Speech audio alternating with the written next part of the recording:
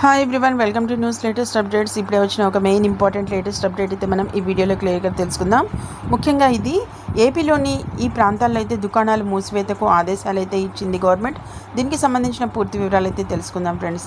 ఎప్పుడైతే పోలింగ్ జరిగిన నేపథ్యంలో మే 13 అయితే మనకి రాష్ట్ర వ్యాప్తంగా తెలుగు రాష్ట్రాల్లో అయితే పోలింగ్ అనేది నిర్వహించారు. ఈ నేపథ్యంలో ఇక పలు చోట్ల అయితే ఉద్రిక్త వాతావరణం అయితే నెలకొంది. దీనికి సంబంధించి ఎక్కడ ఏ ప్రాంతాల్లో అయితే ఉద్రిక్తత నెలకొందో ఆ ప్రాంతాలకి సంబంధించి హింసాత్మక ఘటనలు అయితే చోటు చేసుకున్న నేపథ్యంలో అయితే ఇక ప్రభుత్వం అయితే ఈ కీలక నిర్ణయం అయితే తీసుకున్నది అన్నట్లుగా మనకైతే ఒక సమాచారం అయితే అందింది.